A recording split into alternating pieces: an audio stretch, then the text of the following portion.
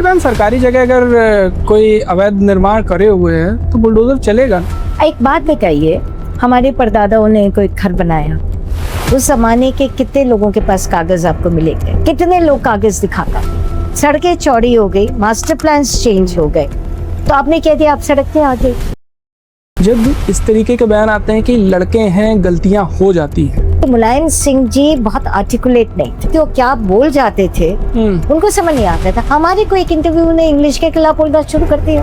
मैं कहा मेरी नौकरी लेंगे, मेरा अखबार बंद करेंगे।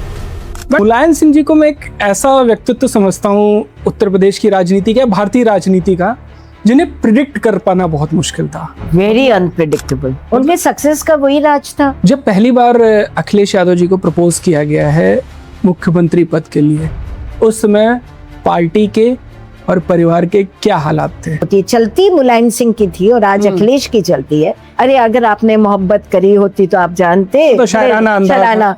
उस सरकार में ऐसा कहा जाता था कि मुख्यमंत्री अखिलेश जी हैं, लेकिन पावर सेंटर्स बहुत थे।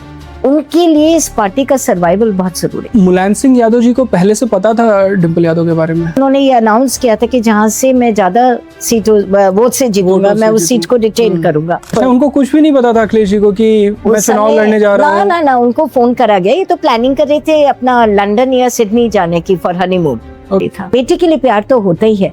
तो उन्होंने शिवपाल को ये कहा था कि देखो भाई, अब बच्चों को आगे करो। शिवपाल जी के साथ मुख्य विवाद क्या था? लोग चढ़ाने वाले बहुत होते हैं, वो शायद पार्टी का कंट्रोल भी चाहते रहे होंगे, बट मुलायम सिंह जब तक पार्टी का कंट्रोल बेटे को नहीं मिलेगी तब तक वो लीगेसी हैंड ओवर नहीं होगा। बहुत शॉर्ट टेम्पर भी थे। डिम्पल भी कहती हैं कि इनको हारना पसंद नहीं है। और ये पूरी कोशिश करते हैं कि कोई भी बैटल हो उसको जीते। तब इन्होंने भेजा 2-3 लोगों को, पूरे मैसूर से पूरे फूल इकट्ठे करा लिया, and then she won the crown. Shivpal ji के साथ मुख्य विवाद क्या था? पार्टी अलग कर ली, दूसरी एक पार्टी बना ली। लोग चढ़ाने वाले बहुत होते हैं, उस सिचुएशन का एडवांटेज लेने वाले बहुत होते हैं। वो शायद पार्टी का कंट्रोल भी चाहते रहे होंगे। अखिलेश यादव जी के गुरु कौन थे? उनके फादर ही थे। जनेश्वर मिश्रा जी ने कहा था अब तुम लोगों के पैर छूना बंद कर दो। आपका एक इंटरव्यू था योगी आदित्यनाथ जी का। आप सब समाज की बात करते हैं, आप एक मठाधीश हैं, मठ से आते हैं, तो आपको कैसा लगता है जब आपको लोग राजपूत कहते हैं कि आप ठाकुरों के नेता? I am proud to be born a Thakur. नमस्कार दोस्तों, स्वागत है आपका वायरल फास्ट के एक और एपिसोड में। मेरा नाम है विराट दीक्षित। आज का जो हमारा एपिसोड है वो बहुत खास है, क्योंकि आज की हमारी मेहमान बहुत खास हैं। आप एक महिला पत्रकार हैं। यूँ तो आपने कई प्रदेशों में जर्नलिज्म किया है, लेकिन उत्तर प्रदेश से आपका खास नाता रहा है। उत्तर प्रदेश की राजनीति को आपने बहुत करीब से देखा है। उत्तर प्रदेश में जितने भी मुख्यमंत्री हुए हैं, आप 90s से उठा लें, आपने उन सारे मुख्यमंत्री के कार्यकाल को बहुत करीब से देखा है। आपने 40 वर्षों के अधिक का पत्रकारिता का अनुभव है। हिंदुस्तान टाइम्स में आप एग्जीक्यूटिव एडिटर के तौर पर रिटायर हुई हैं और वर्तमान में आप उसी में कंसल्टिंग एडिटर हैं। मैं आप सबके प्रेम के साथ स्वागत करना चाहूंगा सुनीता अरोन जी का। थैंक यू मैम, आपका बहुत बहुत धन्यवाद, आपने समय दिया। थैंक यू मैम, 4 दशकों की आपने पत्रकारिता करी है। आपने भिन्न भिन्न मुख्यमंत्रियों के कार्यकाल, भिन्न भिन्न सरकारों के कार्यकाल देखे हैं। कल्याण सिंह जी से लेके अखिलेश जी से लेके मुलायम सिंह जी, मायावती जी और वर्तमान में योगी आदित्यनाथ जी। आप कैसे इन कार्यकालों को देखती हैं? अगर हम 5 के कार्यकाल आपसे पूछें तो मतलब कौन सा कार्यकाल लॉ एंड ऑर्डर में सबसे बेस्ट था? बड़ा मुश्किल है ये जवाब देना, क्योंकि हर कार्यकाल में अलग सिचुएशन थी समय के हिसाब से। अगर मैं बात करूं से, मैंने नारायण दत्त तिवारी का थोड़ा फेस देखा 89 का। तो उस समय उन्होंने विकास यात्रा करी, पर उनकी पार्टी उनके साथ नहीं थी उस समय। और बहुत डेवलपमेंट की बात करते थे नारायण दत्त तिवारी जी, बट उनकी image had taken a beating. और फिर राम जन्मभूमि का मुद्दा शुरू हो गया। 91 में कल्याण सिंह आए, तो गवर्नमेंट का पूरा focus was on Ram Janmabhoomi. I think Kalyan Singh का सारा जमीन वहाँ पे एक्वायर करना, कुछ मंदिरों का तोड़ना, मतलब कितना कुछ हुआ 91 टू 93। 93 में मुलायम सिंह एंड मायावती आ गए, तो मुलायम सिंह जी की गवर्नमेंट थी, तो मायावती के एस्पिरेशंस जाग गए। ये हुआ क्या कि आप देख लीजिए 10-12 साल छोटी छोटी सरकारें। इसके बीच में गेस्ट हाउस कांड हुआ था। जी, उसमें मुलायम सिंह जी का मैं जानना चाहता हूँ वो दौर क्या था? देखिए वो अब उसका क्योंकि एक इंक्वायरी करके उसको खत्म कर दिया गया, पर वो एक पॉलिटिकल इशू बहुत बड़ा बना। उसमें हुआ ये था कि मायावती ने डिसाइड, इन लोगों ने ये डिसाइड करा, एमएलएस की मीटिंग बुला के स्टेट गेस्ट हाउस में, तब मैं रिपोर्टर थी और हम भाग रहे थे, कभी अकेली थी तो कभी स्टेट गेस्ट हाउस, कभी राजभवन, कभी स्टेट गेस्ट हाउस, कभी। तो उन्होंने ये डिसाइड करा कि सपोर्ट विड्रॉ करेंगे, क्योंकि बीजेपी ने तब तक, आई थिंक इनकी कुछ बातचीत हो गई थी दिल्ली में काशीराम, तो और Congress was also game. BJP इसलिए सपोर्ट करना चाहती थी क्योंकि वो चाहती थी कि ये अलायंस टूट जाए किसी तरह। वो बड़ा फॉर्मिडेबल अलायंस था, बहुजन समाज करके, और काशीराम भी थे। तो उस समय जब ये मिलने के लिए किसी को गई तो एमएलए सब बैठे हुए थे, तो तब समाजवादी पार्टी के लोग आए और उनको ले गए ना। मुलायम सिंह जी का कहना है ये है कि वो एमएलए खुद अपनी मर्जी से आए, जबकि मायावती जी ने कहा उनको लेके फोर्सिबली ले जाया गया। फिर वो जब वापस आई तो उन्होंने अपने को एक कमरे में लॉक लगा दिया और बंद कर दिया, वो डर गई। और उस समय शायद थोड़ी बहुत बैंगिंग हुई उनके दरवाजे पे, और जो एक अब है नहीं, ब्रह्मदत्त द्विवेदी, वो वहाँ पे रहे और कहते हैं कि उन्होंने बहुत सपोर्ट करा। और फिर रात कांग्रेस और इन सब में बातचीत हुई और रात को मिडनाइट में 3 तारीख को इनका स्वेरिंग इन हो गई। मोतीलाल वोरा जी उस समय गवर्नर थे। तो ये state guest house incident in fact फिर एक मुलायम और मायावती की जो कह सकते हैं अभी रीयूनाइट हो सकते थे, उसके बीच में आ गया। मायावती हर जगह बोलते थे और वो उसको आप कास्ट के हिसाब से देख लीजिए, it became Yadav versus Dalits, ये हो गया था। तो ये एक वो इंसिडेंट था। सो मैम फिर से उसी प्रश्न पे आते हैं कि हाँ, अच्छा उसके बाद ये आए तो उसमें थोड़ा जब मुलायम सिंह जी आए उस समय थोड़ा ही टाइम रहे, वो बहुत लंबा पीरियड नहीं रहे। उसमें काशीराम आके पूरी इंक्वायरी करते थे, उनकी मीटिंग लेते थे और पब्लिक रैलीज से कंडेम भी करते थे, क्योंकि उनका दलितों को लेके एक एजेंडा था। फिर मायावती आ गई, मायावती थोड़े टाइम के लिए बनी, उन्होंने बीजेपी की मुसीबत कर दी। उन्होंने जिन पेरियार इन सब की जो बातें करनी शुरू करी वो उन्हें सूट नहीं करता था, क्योंकि अपर कास्ट वोटर नाराज हो रहा था। इस तरह से फिर चलता रहा, बहुत सरकारें बदली और आई गई। उसमें यूपी में रोटेशन के गवर्नमेंट बन गई 6-6 महीने पे, मायावती ने विड्रॉ कर लिया। फिर रात भर में पता चला कल्याण सिंह की गवर्नमेंट गिर रही है, फिर सारे एमएलए को ले जाया जा रहा है राष्ट्रपति भवन में। मतलब इतना कुछ हुआ है कि हम लोगों को बड़ा मजा आता था, मैं इतना कह सकती हूँ। It was the best phase of my career, क्योंकि लिखने के लिए इतना था और इतना एक्साइटिंग था। हमारा पेपर का तो हमारी डेडलाइन 8 बजे की थी, बट हम रात के 12 बजे तक घूमते रहते थे देखने के लिए क्या चल रहा है किस क्वार्टर में। तो it was a very interesting phase. फिर राजनाथ जी आए, उन्होंने कोटा विद इन कोटा करा, जिस चीज़ों के लिए वो याद किए जाते हैं, मैं उनकी बात कर रही हूँ। और बड़ी खिचड़ी और ये सब करा। कोटा विद इन कोटा का भी एक पॉलिटिकल मकसद था कि यादव ने सारा बेनिफिट ले लिया, उधर जाटव्स ने बेनिफिट ले लिया, तो बाकी कास्ट को फिर उसमें एक्सट्रीमली बैकवर्ड कास्ट, बट वो हार गए चुनाव, उसके बाद वो हार गए। फिर इसी तरह से फिर मायावती आए, फिर मुलायम आए और बीच में राम प्रकाश गुप्ता आए। तो आप 2007 से फिर मायावती आए। मायावती ने एक स्टेबिलिटी लाई जब वो आई, तो उन्होंने दलितों को काफ़ी SC/ST एक्ट में अमेंडमेंट्स करे और काफ़ी उसमें केसेस हुए कि मतलब थप्पड़ पड़ने पे भी केस हो जाता था, टाइटन कर दिए गए थे रूल्स। और उन्होंने काफ़ी एम्पावर करा, आर्म्स से, पैसे से, मतलब बिजनेस में। लॉ एंड ऑर्डर की अगर बात करें तो कल्याण सिंह की टाइम पे और मायावती के टाइम, कल्याण सिंह का पहला रेजिम अच्छा था, जब शुरू में था तो उस समय ये कहा जाता था बहुत किडनैपिंग होती थी रैंसम के लिए, नॉट बहुत। वेस्ट यूपी में मैंने ट्रैवल करा था, लोग बहुत रिलीफ उनको मिला था, तो वो वाला टर्म तो अच्छा था। जब दोबारा तोड़फोड़ करके 90 वाली जो 90 मेंबर गवर्नमेंट बनाई थी, उसमें तो काफ़ी माफिया इनके साथ ही बैठे हुए थे, तो कहाँ चलाते, तो वो अच्छा था। मायावती के टाइम पे स्ट्रीट क्राइम कम था क्योंकि पुलिस को डर था, और वो अच्छा रहा। अखिलेश जी के टाइम पे तो ये नेताओं के अपने झगड़े बहुत थे कि वो ध्यान देते, वो रहा। पर मुझे लगता है लॉ एंड ऑर्डर जो है ना, वो लोगों का ये परसेप्शन है कि योगी जी के टाइम पे बहुत इम्प्रूव हुआ है, क्योंकि एक बुलडोज़र की जो उन्होंने चलाया वो एक उनको सूट करा और उससे उनकी नो नॉनसेंस वाली इमेज बनी। हाँ। पर जब तक बुलडोज़र क्रिमिनल्स के खिलाफ चल रहा था तब तक लोगों को ठीक लगता था। हाँ। जब तक उन्होंने जब सरकारी ज़मीनें खाली कराने के लिए करेक्ट करा तब तक ठीक लगता है। बट अब जो चल रहा है जिसमें अब सब जाति के लोग आ गए हैं, तो अब थोड़ा सा उस पर क्वेश्चन मार्क भी हो रहा है। बट मैम सरकारी जगह अगर कोई अवैध निर्माण करे हुए है तो बुलडोजर चलेगा ना। एक बात बताइए, कोई आप हैं या मैं हूँ, हमारे परदादाओं ने कोई घर बनाया, उस जमाने के कितने लोगों के पास कागज आपको मिलेंगे? कितने लोग कागज दिखा पाएंगे? उस समय गांव में, अगर आप गांव जो कस्बे बन गए हैं, वहां पे कितने घरों का अप्रूवल होता था मैप्स का? आज भी नहीं होता है। कहते हैं कि आप कराइए, बट आजकल भी अभी भी नहीं होता। सड़कें चौड़ी हो गई, मास्टर प्लान्स चेंज हो गए, तो आपने कह दिया आप सड़क पे आ गए। और फिर घर जो होता है ना वो परिवार से बनता है, वो खाली ब्रिक एंड मॉर्टर नहीं होता है। तो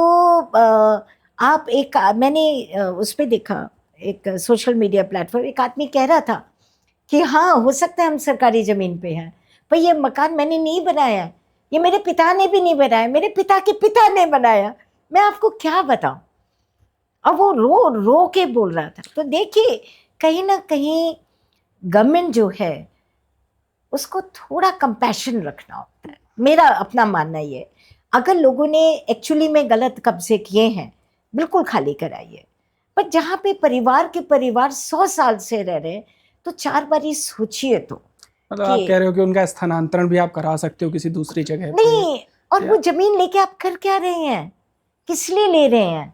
मतलब मेरठ में मैं गई नहीं हूँ, वहाँ पे जो मैंने देखा है दुकानें और सब, वो औरतें, मुझे लग रहा है मेरी माँ रो रही है, जो मैं देख रही हूँ वो रो रही है, कह रही ये हमारे 100 साल पुराना मकान है। तो कहीं ना कहीं जिनके 100 साल पुराने मकान है, 50 साल पुराने मकान है, वहाँ पे गवर्नमेंट को थोड़ा तो देखना पड़ेगा। ठीक है, अगर आपको गवर्नमेंट के पास पावर होता है कि आप इन गवर्नमेंट इंटरेस्ट, आपको पब्लिक इंटरेस्ट में आप कर सकते हैं, बट अगर एक्चुअली में रोड बननी है तो करिए ना। हाँ। लोगों को बेघर क्यों करें, बच्चों को क्यों बेघर करें? मुझे लगता है राजा का दिल होना चाहिए थोड़ा सा, मतलब बहुत ज़रूरी है। I really hope Yogi ji इसको सुने और मेरी बात को कहीं ना कहीं समझे कि ये क्रिटिसिज्म नहीं है, ये एक आप कहिए जिन लोगों के घर टूटे उनकी तरफ से रिक्वेस्ट है। अतीक का आपने तोड़ा, बहुत अच्छा किया, औरों के भी तोड़ दो ऐसे जो क्रिमिनल्स हैं। पर जो आम आदमी है और उसके पास अगर कागज नहीं है, तो कहाँ सकारात्मक भाव में हम इस बात को लेंगे कि हाँ पॉजिटिवली अगर उस चीज को लिए अप्रोच किया जाए तो it would be much more better. आपका एक इंटरव्यू था योगी आदित्यनाथ जी का, कुछ उस इंटरव्यू के विषय में बताइए जिसमें आपने जातिवाद किया था। ऐसा था कि मेरे को एक चीज कहना पड़ेगा कि I am blessed as a reporter. हर चीफ मिनिस्टर ने मुझे इंटरव्यूज़ बहुत दिए और मैंने भी बड़ी ऑनेस्टी से रिपोर्ट करें। कल्याण सिंह जी और मुलायम सिंह जी, पहला इंटरव्यू मेरा होता था। ये पहला होता था कि हाँ बनेंगे तो पहला इंटरव्यू मेरा होता था। मुलायम सिंह जी तो कई बार ही कहते थे तुम जानते हो मैं क्या जवाब दूंगा, लिख लो, मैं मना नहीं करूंगा। कल्याण सिंह जी भी कहते थे। राजनाथ जी ने भी मुझे बहुत इंटरव्यूज़ दिए हैं, अखिलेश जी ने भी दिए, फ़ोन पे भी दिए, और योगी जी ने भी दिए, मायावती जी ने भी। In fact I am one of those reporters जो जिनसे मायावती बिना किसी इंटरव्यू के मिली थी और 1-2 घंटे पकोड़े वकोड़े पे बात करी थी, तो अपने हेयर स्टाइल पे, इन सब चीज़ों पे। तो दैट वे मुझे लगता है कि बहुत ही अच्छा मेरा समय रहा है, बाय गॉड ग्रेस। उसमें योगी जी ने भी मुझे कई इंटरव्यू दिए। आपने पत्रकारिता का मैम स्वर्णिम युग देखा है। हाँ, बहुत अच्छा, और अभी भी देख रही हूँ। अभी भी दूसरे फॉर्म में देख रही हूँ, पर देख समय बदलता रहेगा, समय के साथ चीजें बदलती हैं। इतने टाइम पे मैंने हर चीज बदलते देखी, तो और change is the only constant thing, तो कोई बात प्रकृति का नियम है। तो ये योगी जी तब इलेक्शन चल रहे थे, 2022 की बात है शायद, हाँ, और ये लोग 3 फेज हो गए थे या 4, तो मैंने रिक्वेस्ट करे कि मुझे इंटरव्यू लेना है। योगी जी ने मुझे फ़ोन पे भी इंटरव्यू दिया है, अखिलेश जी ने भी फ़ोन पे इंटरव्यू दिया है, कल्याण सिंह जी ने भी फ़ोन पे इंटरव्यू दिया है। So I am very very happy about it. तो हमने उनसे कहा कि मैं प्रश्न आपसे सब करूँगी, आपको जो जवाब देना हो देना, पर as a reporter I should have the freedom to ask you.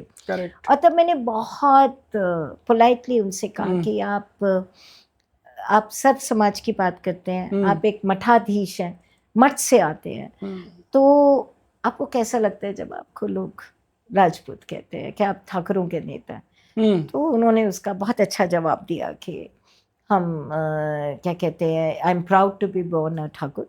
इस जाति से कौन कौन नहीं आया है, ये ग्रेट लोग आए हैं, और भगवान का भी connection. And but as chief minister मैं सबका करता हूँ। और एक और चीज़ उस इंटरव्यू में उन्होंने बहुत अच्छी कही थी, मैंने कहा आप कब तक आपको क्या डिवाइन हेल्प मिलती है? तो बोले कि नहीं, मेहनत होती है। और फिर उसके बाद मैंने कहा कि आप मठ कब जाना चाहेंगे? बोले जब मेरे काम पूरे हो जाएंगे मैं मठ चला जाऊंगा।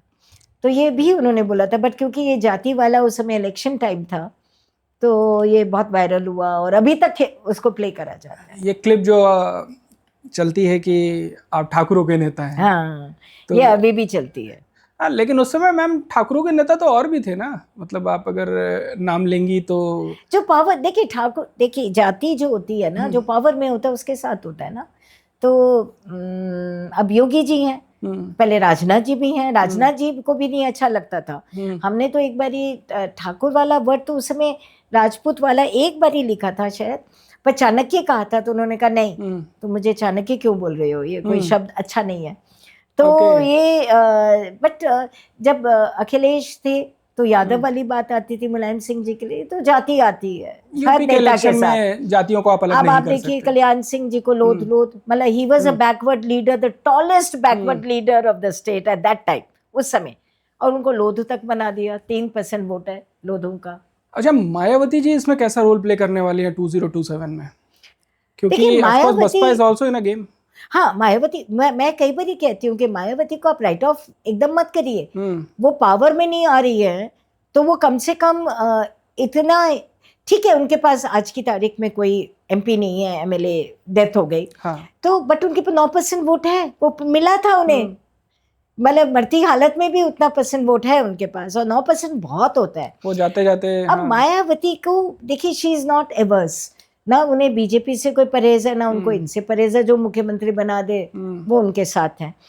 बट उनकी क्रेडिबिलिटी पे एक क्वेश्चन मार्क आ गया है, क्योंकि उन्होंने बहुत ज़्यादा जिन इश्यूज़ को उठाना चाहिए था पहले, जैसे कॉन्स्टिट्यूशन का इशू तब नहीं उठाया था, उन्होंने कभी बीजेपी का क्रिटिसिज्म नहीं करा। आज की तारीख में भी वो बीजेपी का कम बट ऑपोजिशन का क्रिटिसिज्म ज़्यादा करती हैं।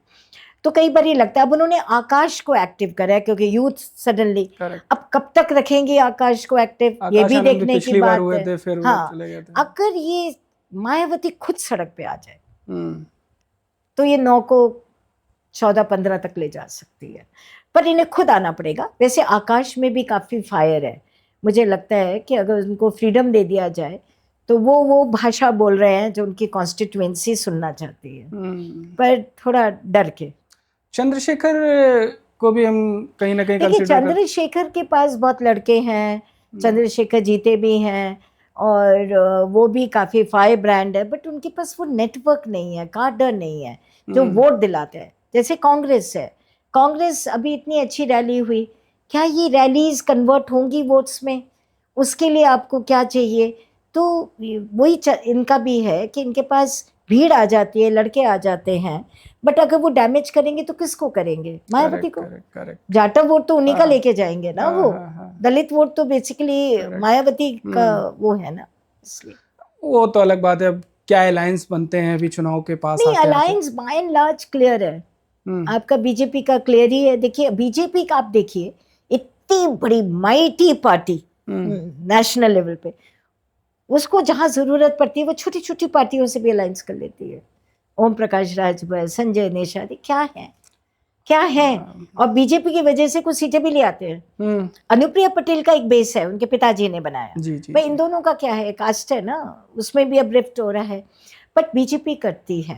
तो अलायंस तो बड़ा क्लियर है कि बीजेपी हर एक पहलू को ध्यान में रखते हुए हर एक चीज। तो मैं वो कह रही हूँ ना, जो मैनेजमेंट ऑफ इलेक्शन है वो बीजेपी साइंटिफिक करती है, बट वो अखिलेश भी करते हैं। और क्योंकि वो एक ऑपोजिशन पार्टी है, छोटी पार्टी है, तो लोगों को, और थोड़ा सा मीडिया का भी फोकस ज़्यादा बीजेपी पे है, ऑपोजिशन पे कम है उनका।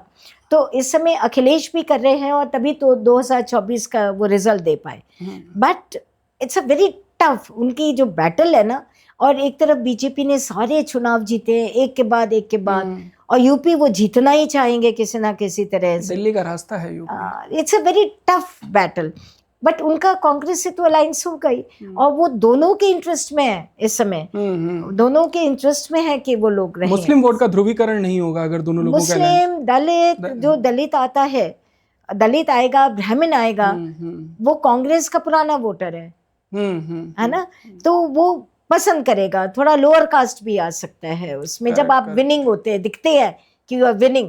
देखिए, एक तो वो 5% का वोट होता है ना, जो विनिंग वाले कॉम्बिनेशन को जाता है, तो वो भी है। अभी बहुत टाइम है, तो लेट्स सी क्या इशू बनता है। मैम, आपने 5 किताबें लिखी हैं। 4 किताबें, 5वीं लिख रही है, 5वीं इन प्रोग्रेस है जी। वो सारी की सारी राजनीति के आसपास हैं जी जी। तो मैं पहली किताब से शुरू करना चाहूंगा। हाँ। कि उसमें आपने अखिलेश यादव जी या यादव फैमिली के ऊपर पूरी किताब लिखी। तो उसमें अखिलेश यादव जी के नाम के ऊपर की पीछे की स्टोरी क्या है, जो उनका नाम टीपू पड़ा? अच्छा, पहले तो एक दो thank you for inviting me, सबसे पहले। और दूसरी बात ये है कि मैं पूरे वक्त एग्जीक्यूटिव एडिटर नहीं रही, मैंने रिपोर्टर से शुरू करा। और मैं धीरे धीरे, तब दिल्ली का अखबार था, उसके बाद यहाँ पे हम लोगों ने 97 में लॉन्च किया, और मैं तब चीफ ऑफ ब्यूरो बनी, और फिर मैं 2000 में executive editor, resident editor and then executive editor. तो मैं इसको कलेक्ट कर दूं, मैं 22 साल एडिटर रही हूँ, कि मैं 40 साल, क्योंकि रिकॉर्ड पे कुछ गलत चीज नहीं चाहिए, और क्योंकि मैं रिपोर्टर रही हूँ। हाँ, अब तब तो किताब पे आते हैं। क्योंकि मैं रिपोर्टर रही हूँ, तो जब मेरे कोई किताब लिखने के लिए मुझे वेस्टलैंड में अप्रोच किया, तो उस समय तक मुझे किताबें लिखने का मैंने सोचा भी नहीं था। इट वाज समथिंग जो कि मेरे दिमाग में भी नहीं था मैं कभी किताब लिख सकती हूँ। किताब का नाम एक बार, it's winds of change, Akhilesh Yadav. हाँ। तो अखिलेश यादव तब नए, आपने देखा था कि he was the new star, new kid political उसमें डोमेन में। तो उन लोगों की बड़ी क्यूरियोसिटी थी, और उनकी जो एडिटर थी सुधा, मैंने उनसे कहा कि मुझे, एक तो पहली बात, मैं मुलायम सिंह जी को जानती हूँ, अखिलेश जी को थोड़ा थोड़ा जानती हूँ, दूसरे मैंने किताब नहीं लिखी है, I won't be able to write, मैं क्या लिखूंगी। और मुझे इतना पता था कि यादव परिवार बहुत अपनी प्राइवेट लाइफ को शेयर नहीं करता है। करेक्ट। तो उन्होंने कहा नहीं, आप पूरी यूपी की पॉलिटिक्स को कवर करते हुए आप लिखिए। और उन्होंने मुझे जो मैंडेट दिया वो अबव 1 लाख वर्ड्स का दिया। तो फिर मैंने जब एक्सेप्ट कर लिया, मेरे हस्बैंड का को बड़ा शौक था कि मैं लिखूँ ये सब, तो उन्होंने कहा नहीं करो। अब मैं उस समय एडिटर भी थी, तो एक बहुत बड़ी एक जिम्मेदारी भी थी काम की। फिर मैंने कहा चलो लेते हैं चैलेंज। तो रात के वक्त हम किताब, तो जो मेरी रिपोर्टर वाला एक्सपीरियंस था वो यहाँ पे बहुत काम आया। आप इस किताब को, मैंने कई बार बोला है कि एक हैंडबुक है, एक रिपोर्टर की हैंडबुक है ये। मैं जैसे जैसे बात करती गई लोगों से, मैं सबसे पहले मैं सिपाही गई, सिपाही से मैंने खूब सारे नंबर लिए, फिर उसके बाद एक से दूसरा, दूसरे से तीसरा, इटावा गई। अब आती है नाम की बात। तो जब ये इनका बचपन में नाम, वहाँ के ग्राम प्रधान थे दर्शन सिंह, जो कि मुलायम सिंह जी से बहुत करीब थे, उन्होंने इनका नाम टीपू रख दिया था। मुलायम सिंह तो पॉलिटिक्स में बहुत बिजी थे, 1973 स्ट्रगल का टाइम था। उसके बाद जब स्कूल में उनको इटावा भेजा गया, एक कॉन्वेंट स्कूल में, तो वहाँ पे जो उनको लेके गए थे, आई थिंक वाजपेयी, वो भी उनके दोस्त थे, वाजपेयी थे, हाँ, और वो लेके गए थे। और उन्होंने वहाँ पे जब स्कूल में बात करी, सेंट मैरीज या क्या नाम था, कि क्या नाम है, तो इन्होंने टीपू नाम बताया। 4 साल के थे तब। उन्होंने कहा ये तो नाम नहीं हो सकता स्कूल के रिकॉर्ड्स में, आपका क्या। तो उस समय उन्होंने 4-5 नाम अखिलेश जी को सजेस्ट किए, जो गए थे साथ में लेके। तो उन्होंने उसमें से अखिलेश पसंद किया खुद ही, अखिलेश यादव जी ने खुद खुद से अखिलेश। फिर उन्होंने फ़ोन करा मुलायम सिंह जी को, मुलायम सिंह जी से बात नहीं हो पाई। फिर राम गोपाल यादव जी से बात हुई, भाई ऐसा है यहाँ स्कूल में नाम लिखवाना है, हमने ये 4-5 नाम बताए, ये कह रहे अखिलेश अच्छा है। और फिर इनका नाम अखिलेश हो गया। तो जब मैं मिली थी अखिलेश जी से, बोले देखिए हमने तो अपना नामकरण भी खुद ही किया था।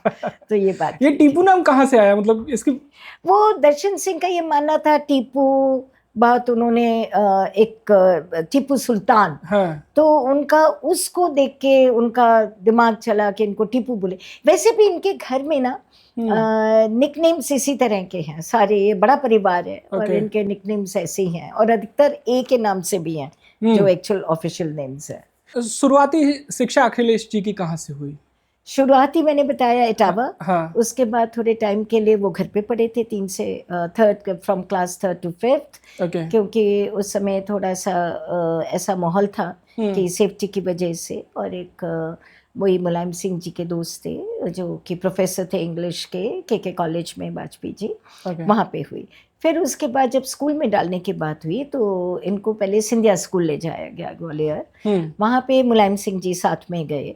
जब जा रहे थे तो रास्ते में गाड़ी खराब हो गई, और जब रुके और उन्होंने चारों तरफ देखा, एक हिल ही रहा था, तो उन्होंने कहा ये तो बहुत सेफ नहीं होगा, मेरा एक ही बेटा है, तो भाई यहाँ तो मुझे रास्ते में अप डाउन में बहुत मुश्किल हो गई। फिर उसके बाद उन्हीं वाजपेयी जी के एक रिश्तेदार थे जो धौलपुर स्कूल में थे। तो धौलपुर स्कूल क्योंकि राजस्थान में था बट इटावा से जुड़ा हुआ है अगर आप देखें तो। तो फिर उसमें वहाँ पे इनको ले जाया गया। मतलब कोई प्लान नहीं था, वो सिर्फ नहीं सडन। बट मुलायम सिंह की एक बात थी, वो ये चाहते थे, उनके पास समय नहीं था, बट वो ये चाहते थे कि इनकी पढ़ाई पूरी हो और इनका पढ़ाई में मतलब अच्छे स्कूल में भेजा जाए। अखिलेश जी स्कूल के दिनों में किस प्रकार के बच्चे थे, मतलब पढ़ने में कैसे थे? देखिए जब ये नेचर कैसा था? जो धौलपुर में जब गए, he was a very shy person. जो आज अखिलेश जी दिखाई देते हैं वो तो शायद 2000 जब वो जीत के सीएम बने थे तब भी वैसे नहीं थे। इस समय तो बहुत आप कह सकते हैं बड़े एग्रेसिव हैं और काफ़ी बोलते हैं, आर्टिकुलेट भी हो गए हैं। जो वहाँ पे बताते हैं, धौलपुर जब मैं गई थी तो एक डॉर्मेट्री में रहते थे, अपना सब काम करते थे, और जनरली ये लोगों को नहीं पता था ये किसके बेटे हैं।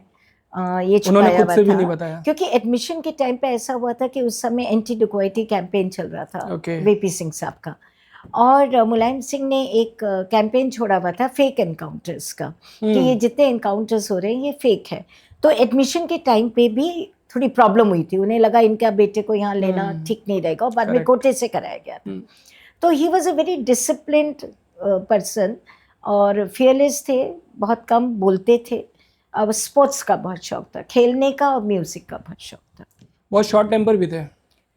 शॉर्ट टेम्पर्ड वाली बात ऐसी आई नहीं। इनफैक्ट जब ये धौलपुर गए थे सीएम बनने के बाद, तो इनको इनका एक डॉसियर जो बनाया गया था वो इनको दिया गया था, तो मैंने वो देखा था। तो उसमें ऐसी कोई चीज नहीं लिखी हुई थी जिसमें हम कहें short tempered. In fact as a very discipline child student की बात थी ये। तो जब मैं देख भी रही थी तब अखिलेश जी बोले अरे भाई मैं तो एक एवरेज स्टूडेंट था, मैं कोई बहुत वो नहीं था, बट ही वॉज डिसिप्लिन। वो तब तक उनके दिमाग में, जैसे आज कल एक पिक्चर है नेताओं के बच्चों के बारे में, वो वैसे नहीं थे।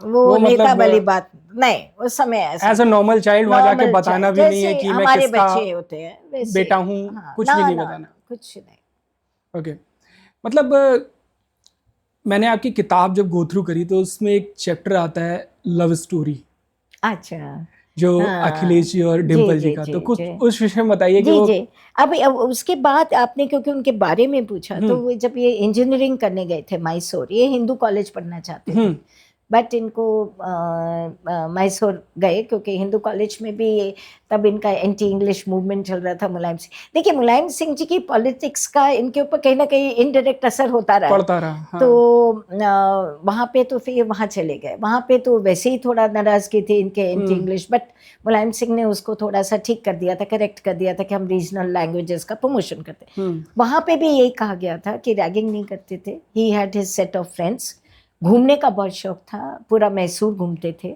और एक आप कह सकते हैं कल्चरल एक्टिविटी में इंटरेस्ट लेते थे, बट कोई मारपीट वाला इनकी बात नहीं थी। मैंने उनके जितने उस समय कॉलेज के फ्रेंड्स थे उन सबको ढूंढ ढूंढ के बात की थी। अच्छा।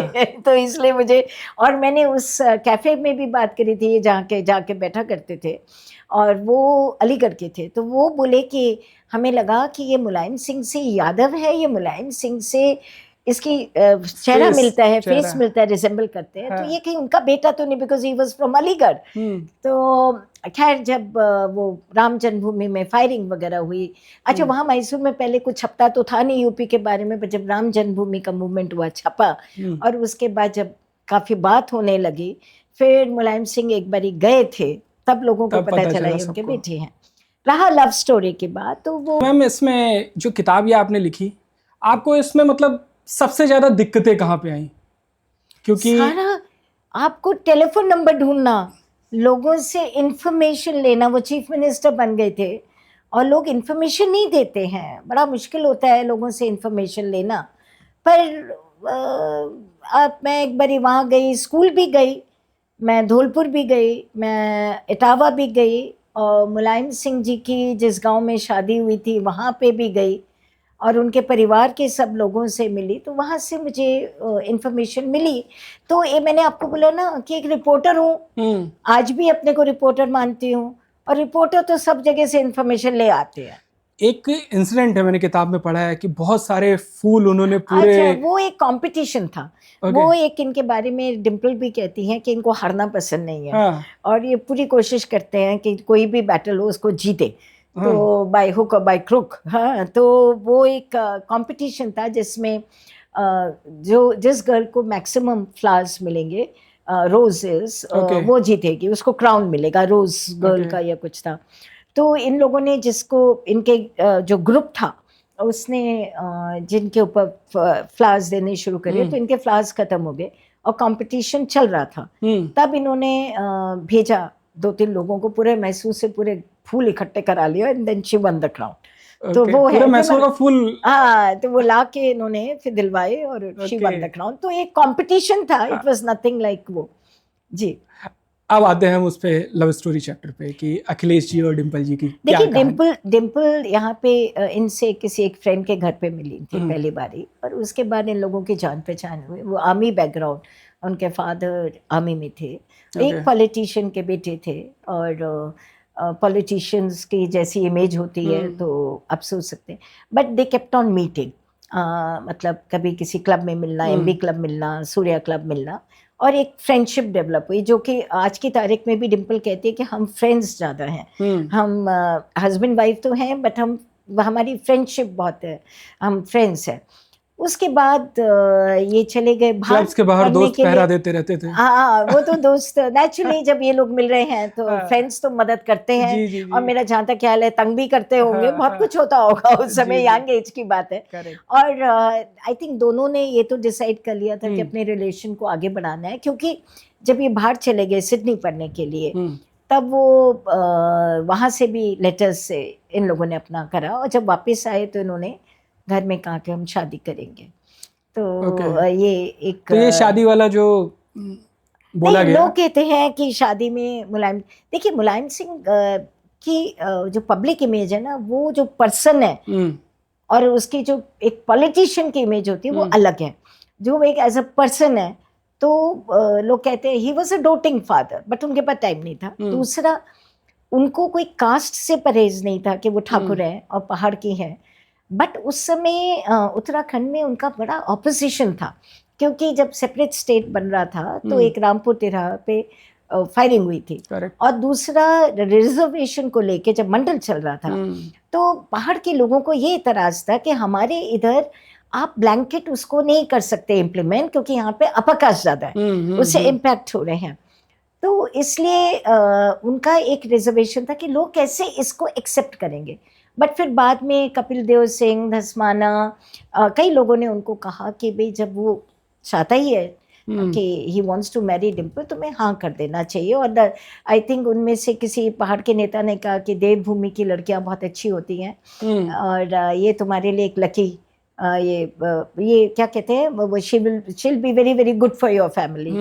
तो फिर ही एग्रीड, और फिर बहुत धूमधाम से शादी करी थी, हम लोग गए थे शादी में भी। ओके। सारी दुनिया के नेता तो मतलब चीजें इतनी इजी तो नहीं रही होंगी उस शादी में, क्योंकि ऑफ कोर्स पहली, मुझे नहीं लगता ऐसा बहुत बड़ा करा होगा, इन्होंने जिद भी करी होगी घर में। बिहार से भी कहीं नहीं, देखिए वो अमर सिंह जी चाहते थे कि पॉलिटिकल फैमिली में हो जाए, और दो बड़ी यादव फैमिलीज हैं उनमें रिश्ता हो जाए। पर अखिलेश जी ने शुरू से मन बना लिया था कि डिम्पल, इन दोनों ने शादी का डिसाइड कर लिया था। और एक जब मैं किताब लिख रही थी, मैंने मुलायम सिंह जी से बात की थी, तो उन्होंने कहा टीपू बहुत स्टबर्न हो जाते हैं कभी कभी, जब उन्होंने एक बार ये डिसाइड कर लेते हैं फिर उनको मनाना बड़ा मुश्किल काम होता है। और सबसे पहले उनकी ग्रैंड मदर ने उनका साथ दिया। सबसे पहले ना, जो उनके मुलायम सिंह जी की मदर थी, उनको सबसे पहले बताया था। जो प्रॉब्लम थी वो खाली उत्तराखंड में मुलायम सिंह जी की जो एक्सेप्टेबिलिटी नहीं थी उसको लेके था, इंटरकास्ट वाला कम था। इस पूरी कन्वर्सेशन में मुलायम सिंह जी को मैं एक ऐसा व्यक्तित्व समझता हूँ उत्तर प्रदेश की राजनीति का, भारतीय राजनीति का, जिन्हें प्रिडिक्ट कर पाना बहुत मुश्किल था। Very unpredictable. मतलब वो क्या सोचते हैं, क्या करते हैं और क्या दिखाते हैं। बिल्कुल उनके सक्सेस का वही राज था। हम लोग प्रेस में क्रिटिसाइज करते रहते थे उसको, अंग्रेजी में पॉलिटिकल एम्बिवेलेंस कहते हैं, मतलब कभी इधर कभी उधर, है ना, कभी कांग्रेस के साथ कभी लेफ्ट में चले गए, उन्होंने कहा हम इधर समर्थन देंगे फिर विड्रॉ कर लिया, मतलब बहुत बहुत चीजें हैं जिसपे उनके लिए कहा जाता है। पर मेरा जहाँ तक ख्याल है, हम लोग भी कोशिश करते थे। He was always accessible. एक सबसे अच्छी बात ये थी कि पत्रकारों के लिए वो एक्सेसिबल रहते थे, मिलते बहुत थे और बातें भी बहुत जमीन करते से थे। जुड़े हुए नेता थे। हाँ, तो मतलब और पर जैसे उन्होंने अपने बेटे को, अब आप लोग कहते हैं इन्होंने खींच ली कुर्सी, नहीं, उन्होंने बड़े तरीके से उनको तो दी है। हाँ, दी है। तो वो एक उनकी, वहां पे भी उन्होंने वही करा कि देखो क्या कर रहा है, और क्या अभी इतनी जल्दी क्या है, और उधर से बैठाते रहे, बनाते रहे। तो वो तो था। जब पहली बार अखिलेश यादव जी को प्रपोज किया गया है मुख्यमंत्री पद के लिए, उस समय पार्टी के और परिवार के क्या हालात थे? हालात मतलब लोग अपोज मतलब करें क्या? हाँ। देखिए बड़ा क्लियर था। शिवपाल सिंह जी का ये कहना था कि पंजाब फॉर्मूला होना चाहिए, मुलायम सिंह यादव सीएम बन जाए, ये डिप्टी सीएम बन जाए। सेकंड, कहीं ना कहीं उनके दिल में खुद के लिए भी रहा होगा, बिल्कुल, क्योंकि उन्होंने पार्टी के लिए उनका बड़ा कंट्रीब्यूशन था और मुलायम के बहुत करीब थे। मुलायम के लिए अखिलेश और शिवपाल दोनों उनके लिए बहुत अहम थे, एक बेटा और एक वो। बाकी जो परिवार में मैंने जिनसे बात करी, अधिकतर का ये मानना था कि क्योंकि जब ये चुनाव जीतने के बाद सिफे गए थे मुलायम सिंह जी, वहाँ पे परिवार में, देखिए ये सिफई का ये जो परिवार है ना, ये 100 जनों का परिवार है, और वहाँ बातचीत होती है, चलती मुलायम सिंह की थी और आज अखिलेश की चलती है, पर डिस्कशन बहुत होता है। तो अभय सिंह और बाकी जो इनके बुजुर्ग थे, दर्शन सिंह, सबका ये कहना था कि अखिलेश को बनाओ पर शिवपाल को भी खुश रखो, ऐसा कुछ मत करो कि शिवपाल ने बहुत सेवा करी है, शिवपाल को भी अपने साथ रखो। तो काफी शिवपाल अपोज करते रहे, आजम खान साहब अपोज करते रहे, और भी और सीनियर नेता जो अपोज कर रहे थे, क्योंकि उनके लिए वो तो टीपू था, मतलब टीपू घर के बच्चे थे और उनके अंडर काम करना शायद एक अहम होता है, एक सीनियर्स वाला, वो नहीं करना चाह रहे, शायद मेंटली प्रिपेयर भी नहीं थे इस चीज के लिए। बट मुलायम सिंह ने शुरू में, अगर लोग ध्यान से उनकी रैली सुनते, उन्होंने कहा था ये सरकार जो है ये यूथ बनाएंगे और चलाएंगे, ये शब्द वो जो कहते थे ना, उसको पकड़ने की जरूरत होती थी। और फिर जब पहली बारी वो गए राज्यपाल से मिलने, तो अखिलेश को साथ में लेके गए, और फिर उसके बाद जब आपकी एक दो बारी मीटिंग नहीं हो पाई जो लेजिस्लेचर पार्टी लीडर की होती है इलेक्शन के लिए, बट जब हुई तो प्रपोज आजम ने करा और शिवपाल ने सेकंड करा, और राज्यपाल के पास जब दोबारा गए कि कौन हमारा नेता, पहली बारी नेता नहीं बताया था, और जब दोबारा गए तो मुलायम सिंह नहीं गए, आजम खान और शिवपाल गए। ये मुलायम सिंह के खेल है, ये मैसेजिंग करते थे, उनके तरीके बड़े अलग थे, उनकी मैसेजिंग होती थी। और हमने जब आजम खान से पूछा आप कैसे तैयार हो गए, बोले अरे अगर आपने मोहब्बत करी होती तो आप जानते, तो शायराना ये मोहब्बत की है हमने, मतलब मुलायम सिंह के लिए बोले तो हमने, और सीख, उसने तो राजनीति अपने बाप को देख के सीखी, ऐसा कुछ उन्होंने कहा था। मुलायम सिंह यादव जी को पहले से पता था डिम्पल यादव के बारे में? नहीं, इन्होंने बाद में आके बाहर से आके बताया। उस समय तो ये अमर सिंह ने हमसे कहा था कि हम तो ये कह रहे थे अपना कैरियर बनाओ, अभी पहले कैरियर बनाओ फिर उसके बाद शादी करो। बट इन्होंने कहा नहीं, पहले शादी करेंगे फिर कैरियर बनाएंगे। और आप सोचिए ना, 60 दिन में शादी के बाद ये एमपी बन गए, क्योंकि ये शादी हुई है उसके बाद इलेक्शन हुआ। इलेक्शन में मुलायम सिंह 2 जगह से जीते, संभल और कन्नौज से।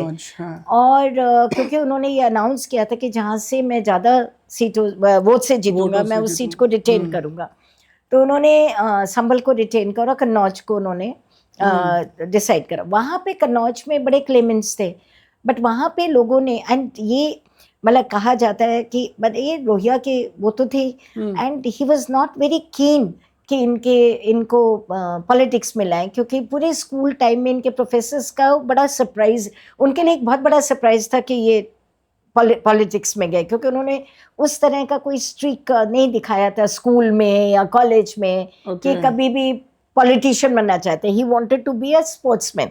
और इनफैक्ट ये खुद कहते हैं कि अगर मेरे पिता फौज में होता तो मैं फौजी होता, मेरे फादर पॉलिटिक्स में थे तो मैं उधर चला गया। तो ये तो देहरादून में थे जब इनके पास फादर का मुलायम सिंह जी ने फोन करा वापस। अच्छा, उनको कुछ भी नहीं पता था अखिलेश जी को कि मैं चुनाव लड़ने जा रहा हूँ? ना, उनको फोन करा गया। ये तो प्लानिंग कर रहे थे अपना लंदन या सिडनी जाने की फॉर हनीमून, एंड उससे पहले देहरादून गए थे, और क्योंकि वो वहीं की हैं, और वहाँ से इनको फोन गया कि तुम वापस आओ एकदम, और इनको वापस बुलाया गया। और उन्होंने कहा मैं 60 दिन में एमपी भी बन गया। मतलब फिर वो डिम्पल कहती है फिर उसके बाद हमारी लाइफ बिल्कुल बदल गई, क्योंकि फिर एक इलेक्शन, फिर दूसरा इलेक्शन, फिर तीसरा इलेक्शन, फिर इलेक्शन ही इलेक्शन। तो फिर अखिलेश यादव जी कन्नौज से चुनाव जीत गए। जी, और बहुत ही क्लोज चुनाव जीते वो। हाँ, क्योंकि और वो 1-2 लाइनें बोला करते थे, उनको भाषण भी नहीं, वो सब जगह जाते थे और कहते थे कि मैं जो करूँगा बहुत ऑनेस्टी से करूँगा, बस इस तरह की बातें करते थे, ज़्यादा उनको नहीं। बट मुलायम सिंह ने बड़ी मेहनत करी थी उस चुनाव में इनको जिताने के लिए, वो बहुत जगह गए थे। अखिलेश जी का मतलब he was visionary, no doubt, and उन्होंने जो यूथ की जो परिभाषा उस दौर में इंग्लिश वेबसाइट और बहुत सारी चीज़ें करी थी, तब शायद मुलायम सिंह यादव को रियलाइज़ हुआ कि हाँ अभी हम यूथ के डायरेक्शन की तरफ जा रहे हैं। अखिलेश ने बहुत काम किया। देखिए मेरा अपना मानना ये है कि मुलायम सिंह ने बड़े धक्के खा के अपनी पार्टी बनाई थी।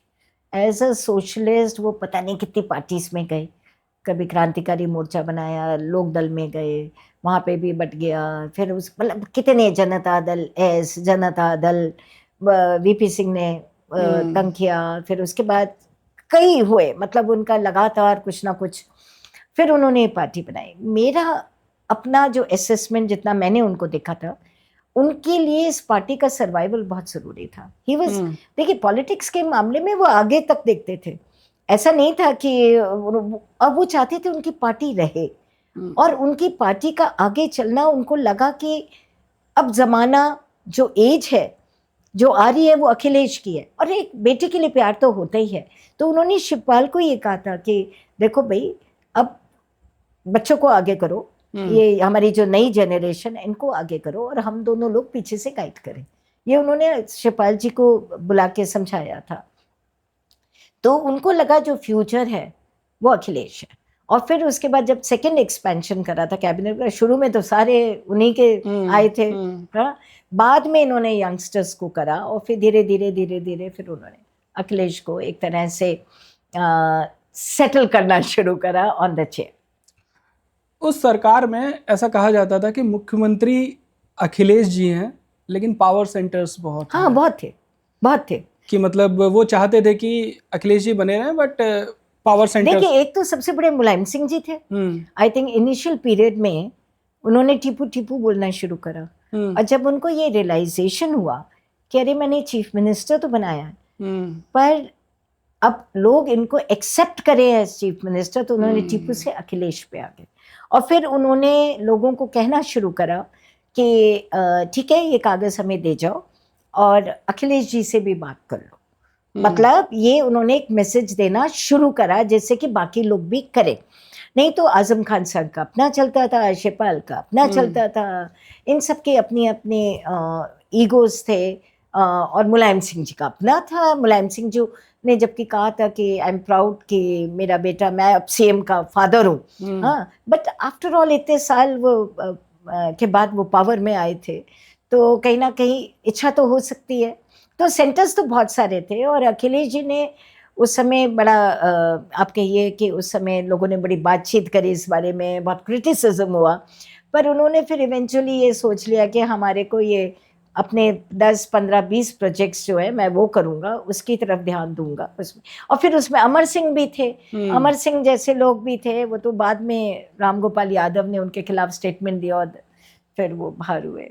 शिवपाल जी के साथ मुख्य विवाद क्या था? क्योंकि पहली बार में तो पावर सेंटर थे, उसके बाद फिर पार्टी अलग कर ली, दूसरी एक पार्टी बना ली, फिर उसके बाद अब तो खैर सारी चीजें सेटल। तो ये पूरी मतलब क्या है शिवपाल जी की, क्या मुख्य विवाद था अखिलेश जी के साथ और कैसे जर्नी थी? मुझे लगता है कुछ नहीं, एक अपनी एस्पिरेशंस होती हैं, और लोग चढ़ाने वाले बहुत होते हैं, उस सिचुएशन का एडवांटेज लेने वाले बहुत होते हैं, और उनको कहीं ना कहीं ये भी रहा होगा कि इस पार्टी में मेरा इतना कंट्रीब्यूशन है, और वो शायद पार्टी का कंट्रोल भी चाहते रहे होंगे। बट मुलायम सिंह ये जानते थे कि खाली चीफ मिनिस्टर बनाना काफ़ी नहीं है, जब तक पार्टी का कंट्रोल बेटे को नहीं मिलेगी तब तक वो लीगेसी हैंड ओवर नहीं होगी। तो फिर उन्होंने ये इंश्योर कराए, सब कहते हैं ना इन्होंने खींच ली, जबरदस्ती ले ली, ऐसा कुछ नहीं है। बिना मुलायम सिंह के ब्लेसिंग्स, प्लानिंग, कोई वहाँ पे कुछ नहीं कर सकता, इम्प्लीमेंटेशन, एग्जीक्यूशन के कुछ नहीं हो सकता था। और बड़े तरीके से उन्होंने इनको, इवन जो जिस रैली की बहुत बात होती है पब्लिक मीटिंग की, जिसमें इनको मेंटोर बना दिया गया था, उसमें वो खुद पहुंचना था, वो लेट पहुंचे, पर जितने सीनियर्स थे सबको एक एक फोन करके भेजा। और किरण मोइन नंदा, जिन्होंने 90s में मुलायम सिंह का नाम प्रपोज करा था फॉर प्रेसिडेंटशिप, उन्होंने अखिलेश का करा। तो आप क्या सोचते हैं कि अखिलेश के लिए रेवती रमन सिंह, किरण मोइन नंदा और जितने सीनियर्स थे वो बिना मुलायम के मर्जी के चले गए होंगे?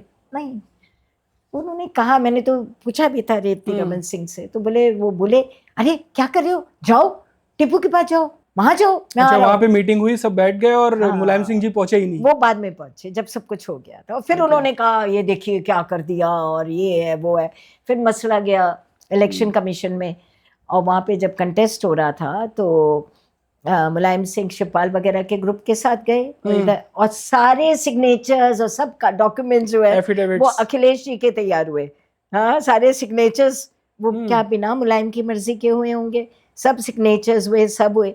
जब मैंने अब की बारी जब लिख रही थी तो मैंने पूछा दूसरी किताब के लिए, मैं कहा शिवपाल जी से पूछा कि क्या हुआ था इलेक्शन कमीशन में। देखिए वहाँ तो शरद पवार नहीं कर पाए, मतलब देखा जाए तो उद्धव ठाकरे ने अपनी पार्टी बचा पाए, तो आप लोग कैसे बचा, वो मुलायम सिंह ने क्या करा था?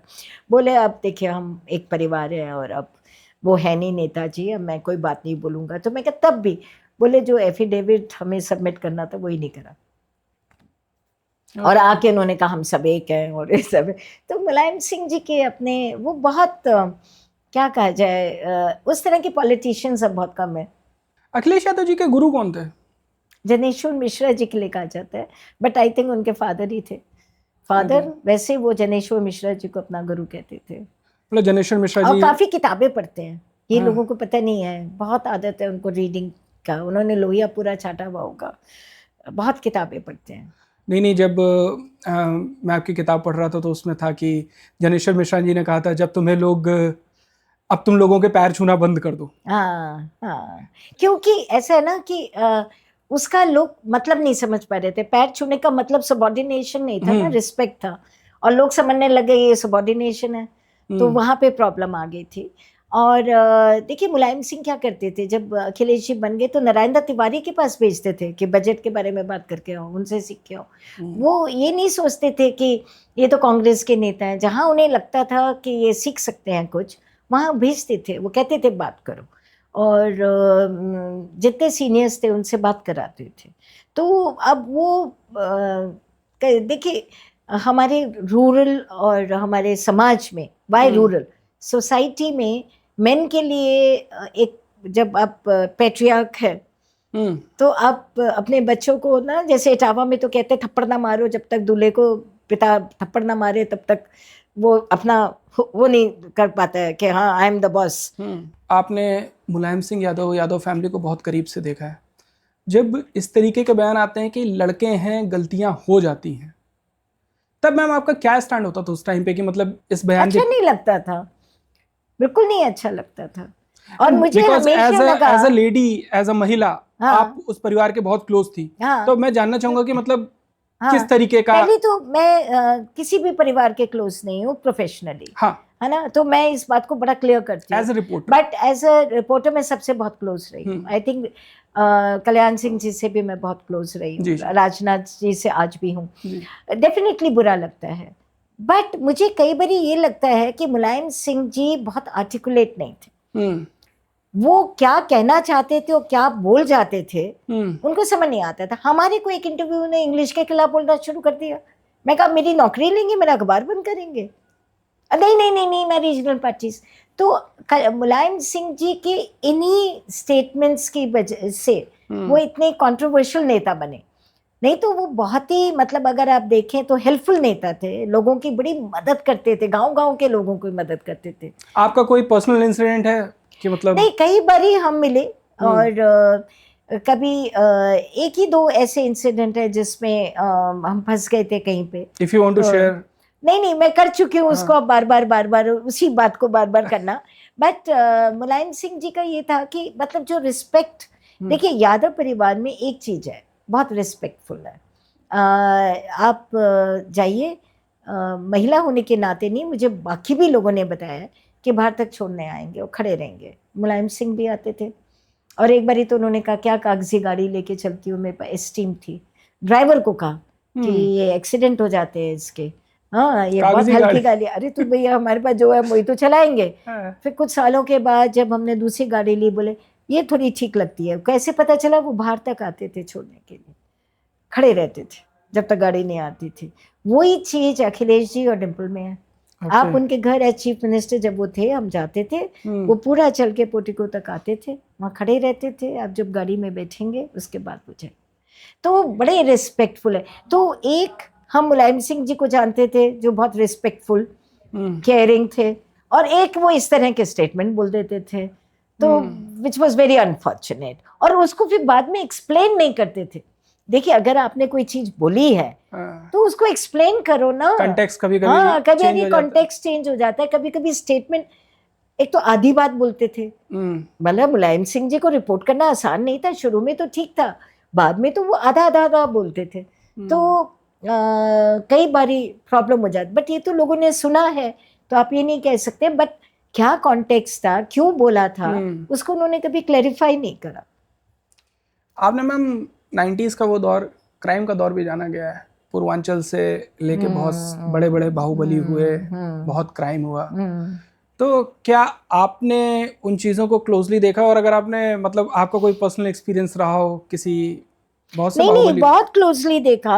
और हमने मतलब अतीक अहमद के उधर भी उनके भाई से मेरा थोड़ा बहस हो गई थी, तो उन्होंने बंदूक तान ली थी, वो खड़े हो गए थे दो लोग, और मेरे साथ मेरा रिपोर्टर था बीके सिंह, और हम लोग कहाँ मिलने रहे थे वो भी नहीं पता। कोई ऐसी इलेक्शन टाइम में तो कहीं मिल लो, इलाहाबाद में, और इनसे किसी के घर में मिले थे, कहाँ मिले थे, और खड़े हो गए वो।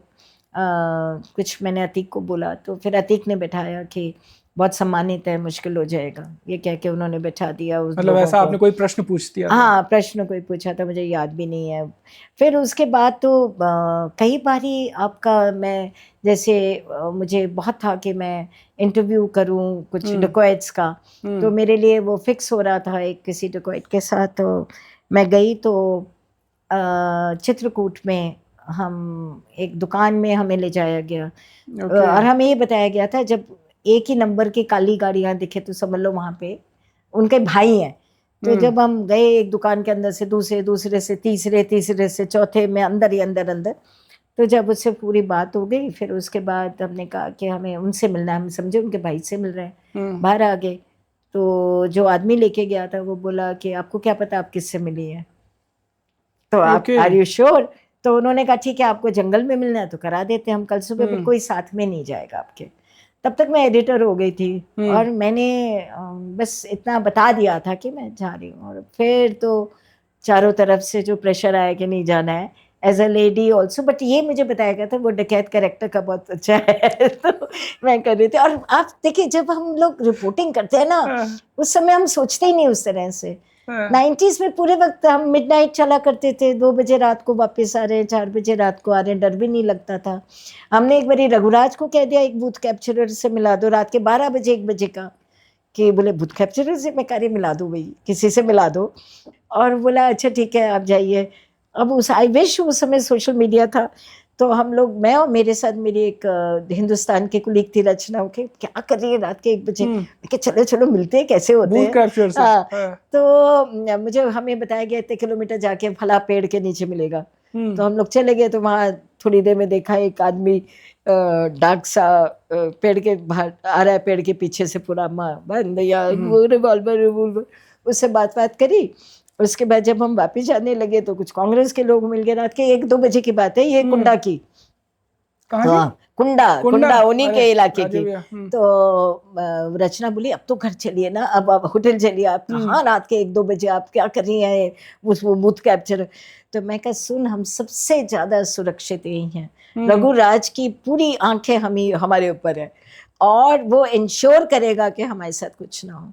इतना हमें कॉन्फिडेंस था। और हम गए, और जब मैं होटल पहुंची हूँ तो वो मैनेजर बोला अच्छा राजा साहब को बता देते आप पहुंच गई। अरे तो देखिए बहुत एक्सपीरियंसेस हैं। और मतलब मुझे कभी इन लोगों से मतलब इज्जत ही मिली है। Ma'am you are the like, मुझे ऐसा लगता है लखनऊ में पहली महिला पत्रकार।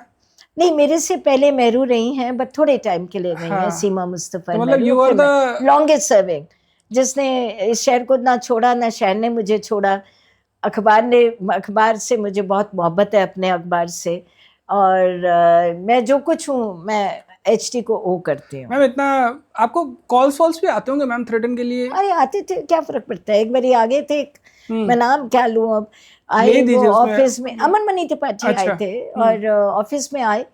और हमारा जो मेरा केबिन था वो ग्लास पेंस वाला है, तो वहाँ पे हम बात कर रहे थे। और वो कुछ कह रहे थे कि ये खबरें कम कर दो या कुछ ऐसी बात कर रहे थे जैसे होता है एक्चुअली रिक्वेस्ट। तो मैंने कहा ठीक है कम कर देंगे, बाकी अखबार में भी कम करा दो, हम भी कर देंगे। तो बोले ऐसे कैसे हो सकता है? तो वो अच्छा, हमारे जो रिपोर्टर्स और मेरा स्टाफ था वो वहां से देख रहा था, कंटिन्यूसली मेरे पे नजर रखी हुई थी कि क्या चल रहा है। और उनको ये लग रहा था मेरे चेहरे को देख के कि ये कुछ तो हीटेड आर्गुमेंट्स हो रहे हैं, कुछ तो है। बाहर से तो सिर्फ फेशियल एक्सप्रेशन में मिक्सिंग आती है। हाँ, सुनाई तो दे नहीं रहा था। तब वो खड़े हुए और उन्होंने बस प्रणाम, जैसे आप देखते हैं ना यूपी का स्टाइल है थोड़ा झुक के, तो वो थोड़ा सा झुके। अच्छा मैं चलता हूँ, कुछ करा। इतनी देर में हमारा सारा स्टाफ मेरा अंदर था कमरे में। तो अमन मनी त्रिपाठी बस फ्रॉम आउटसाइड की हाँ ये अटैक कर रहा है या कुछ मारेगा या कुछ करेगा। तो जब उन्होंने देखा बोले आप मेरे से बड़ी माफिया है। तो मैं कहा हाँ, हमारे पास इतना बड़ा पेन है यार, तुम्हारे इसमें क्या दम है जो मेरे पेन में दम है। तो है ये, देखिए ये तो हमारे प्रोफेशनल क्या कहना चाहिए, मजा आता था ये भी, बट कभी डर नहीं लगा। अगर आप मुलायम सिंह यादव को एक शब्द में परिभाषित करना चाहें, एक लाइन में? अरे ये तो बड़ा मुश्किल काम है, एक लाइन में एक पूरी किताब को कैसे लिखा जाएगा। किताब है a good family man and a controversial politician. Akhilesh Yadav, वो उन्होंने भी अपने, ही इज अखिलेश यादव, वो भी बड़े अच्छे फैमिली मैन है ना। he is very much on his father's footsteps, but he has a golden heart. He is a man of heart. अच्छे क्या कहना चाहिए, दिल के इंसान है। But if both the person are family man, जैसे मुलायम सिंह यादव जी थे, उन्होंने नाम भी अखिलेश यादव जी का किसी दूसरे व्यक्ति के द्वारा आया। हाँ, तो देखिए जब अब आप इन लोगों को नेता की तरह मत देखिए, आप एक इंसान की तरह देखिए।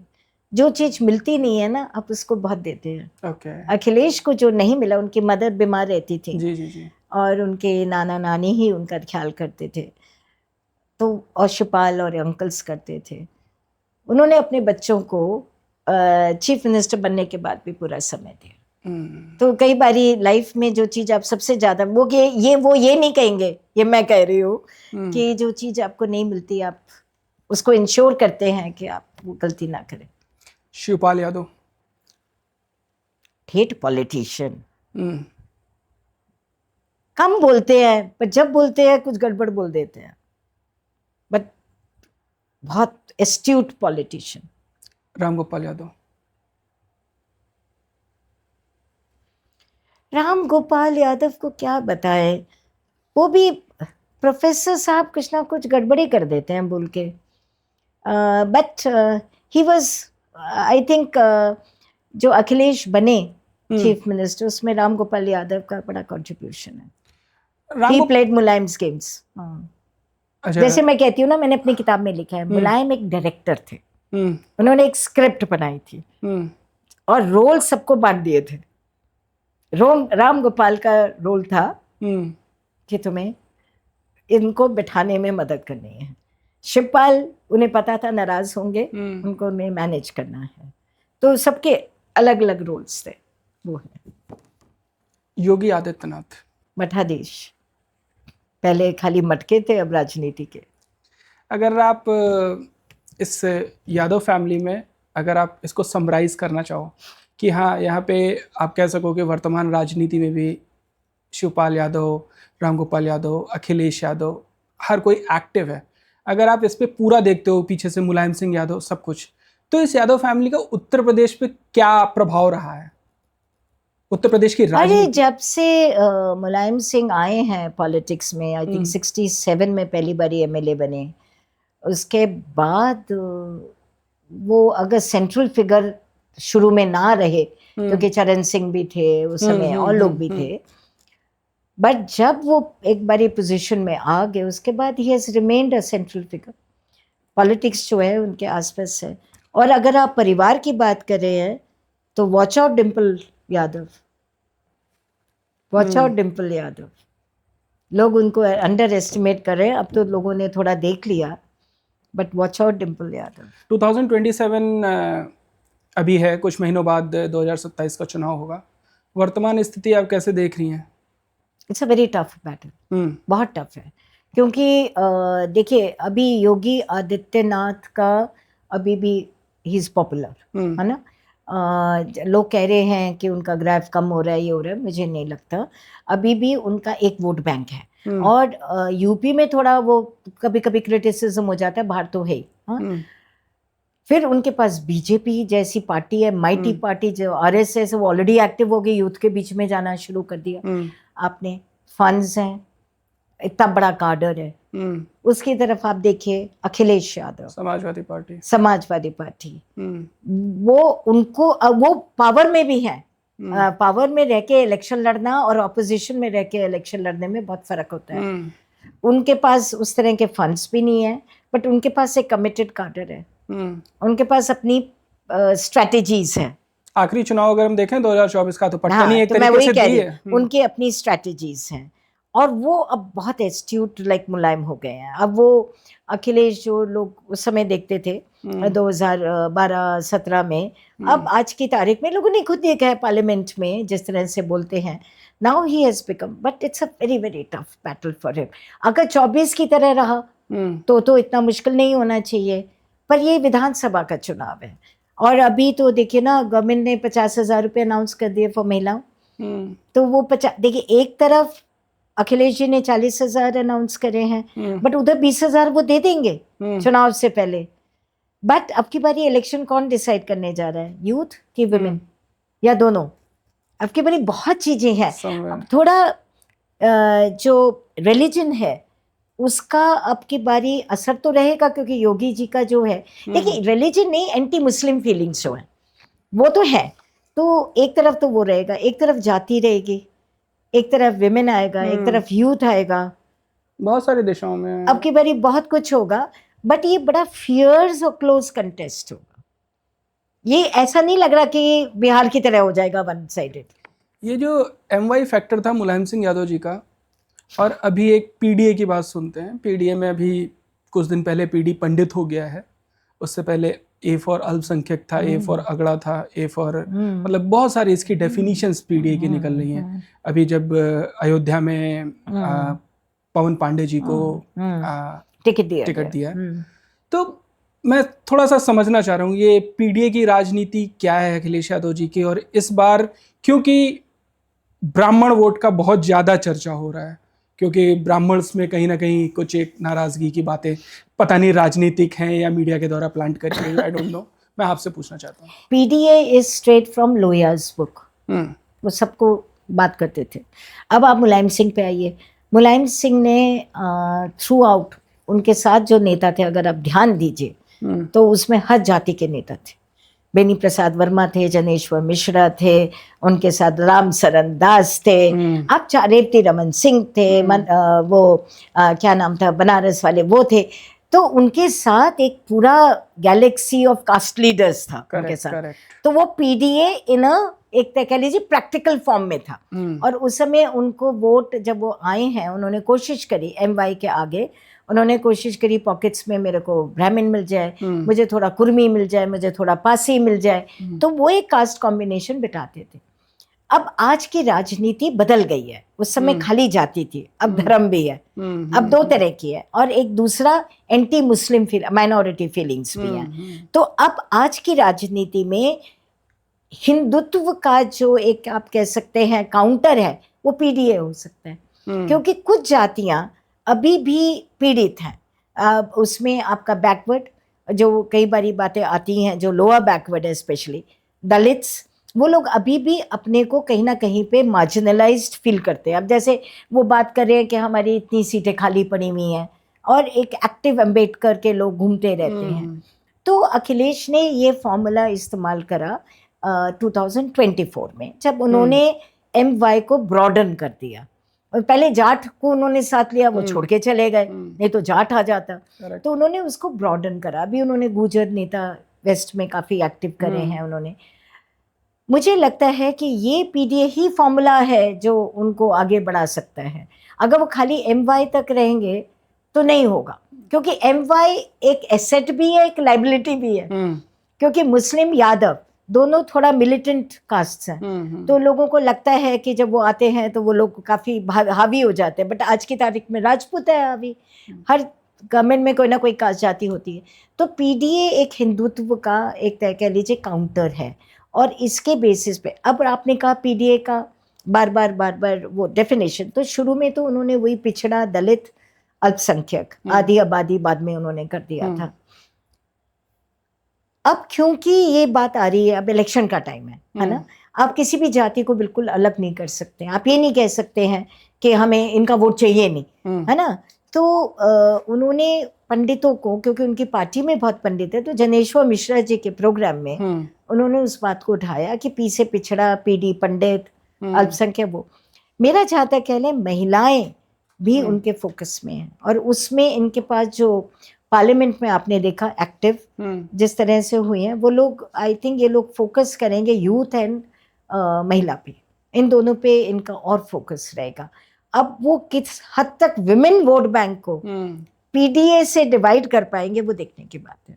करेक्ट। वो उन्होंने करा टिकट देके, जैसे मेरठ में जो टिकट दिया वो तो बिल्कुल जीती हुई थी ना।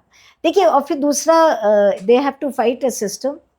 बिहार में एसआईआर था, वहाँ पे कुछ लोगों का बाद में सुप्रीम कोर्ट ने वेस्ट बंगाल में माना कि 27 लाख लोग नहीं वोट दे पाए। यहाँ पे भी कुछ हुआ होगा, ये देखने की बात है। फिर सिस्टम, बिल्कुल जो सिस्टम है वो थोड़ा सा सनातन की तरफ है, तो उससे भी लड़ना होगा। 2029 में आप प्रधानमंत्री के लिए नरेंद्र मोदी के बाद किसका चेहरा देखती हैं? मुझे तो लगता है नरेंद्र मोदी जी इतनी जल्दी 2029 में अगर पार्टी आ गई तो फिर नरेंद्र मोदी ही रहेंगे। बहुत स्पेकुलेशन है कि अमित शाह बनेंगे, योगी आदित्यनाथ बनेंगे। अगर मोदी जी की हेल्थ ठीक है, बट दावेदार के रूप में आप किसे देखती हैं? अगर देखिए, दावेदार खुद को अपना सभी दावेदार मान रहे, नाम तो कितने चलते हैं। अमित शाह जी का तो चल ही रहा है। देखिए, अमित शाह वैसे भी आप उनको डिप्टी पीएम कह दीजिए या डिफेक्टो पीएम कह दीजिए, जो भी कह दीजिए, वो बहुत इंपॉर्टेंट रोल प्ले कर रहे हैं इस समय। और पार्लियामेंट में भी वो बहुत एक्टिव रहे हैं। ये जो आदित्यनाथ जी क्योंकि सैफरन पहनते हैं तो लोगों को लगता है कि हिंदू राष्ट्र का जो सपना आरएसएस का है उसमें वो फिट करते हैं, है ना। तो अगर वो एक उनका जैसा व्यक्ति पर्सनालिटी उस कुर्सी पे बैठेंगे तो एक मैसेजिंग होगी, पर उनको वो ना बैठे उसके लिए भी बहुत लोग हैं, उनको रोकने वाले भी बहुत हैं, दोनों के बहुत हैं। फिर उसके बाद नाम आता है गडकरी जी का कि वो नागपुर के बहुत करीब है। फिर बीच में नाम आया देवेंद्र फडणवीस का, ही इज यंग, तो लोग कहते हैं वॉच आउट। और फिर बाद में कई बारी बात होती है शिवराज सिंह चौहान की भी वो भी, बट वो बहुत पीछे है रेस में। तो मुझे लगता है यही 3-4 नाम हैं। वैसे राजनाथ भी हैं, बट आई थिंक वो वाजपेयी जी वाला वो जो रोल है ना वो प्ले कर रहे हैं, बैलेंसिंग वाला, लोगों के अलायंसेस करने वाला, लोगों को तैयार करने वाला। पर नाम तो यही है। Thank you so much ma'am, thank you, आप आए, आपने समय दिया। Thank you. दोस्तों, अगर आपने पॉडकास्ट यहाँ तक देखा है, आपको जो भी सेक्शन अच्छा लगा है, आप कमेंट सेक्शन में जाएं, कमेंट करें, अपने दोस्तों के साथ शेयर करें। मिलते हैं अगले एपिसोड में। Thank you so much everyone.